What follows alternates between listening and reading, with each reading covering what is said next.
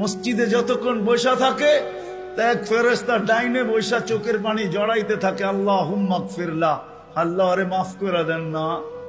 আল্লাহ বলে তোরা তো আইলো গেল কি, আপনার ঘরেই তো বের হইছে, আমাকে জিজ্ঞাসা করেন কেন তোর দিলে এত ব্যথা কেন? আপনার ঘরেই তো বের হইছে, বন্দা তো আপনারই সৃষ্টি, সেরা তো আপনিই বানাইছেন। ও যদিও না কান্দে তো আমি ওর পক্ষ হয়ে একটু কান্দতেছি, অসুবিধা কি?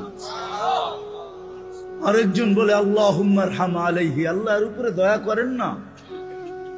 আপনার ঘরে বসে রইল, তারপরে যদি দয়া না করেন তো বাজারে গেলে করবেন, ওটা তো দয়ার জায়গাই না। কি করে না করে না দোয়া? যতক্ষণ মসজিদে বসে থাকে আরেকজন নামাজের সওয়াব লিখতে থাকে। আল্লাহ বলে ঘুমায় তো রইল, তুই নামাজের সওয়াব লেখস না কেন? ঘুমাইলো তো আপনার বাড়িতেই ঘুমাইছে, আর কোথায় ঘুমাইছে? সওয়াব লিখবো না তো লিখবো না কেন? এটাও ফেরেশতা চালায়।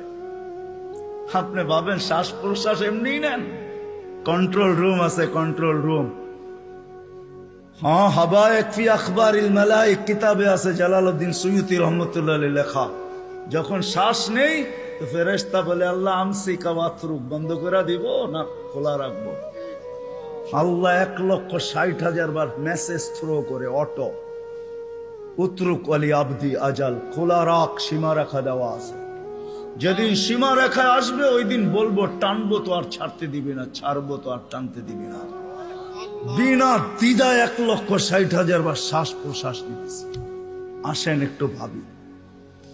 সুর তো আমার কাছে নাই যে আমি আপনাদেরকে পাগল করব।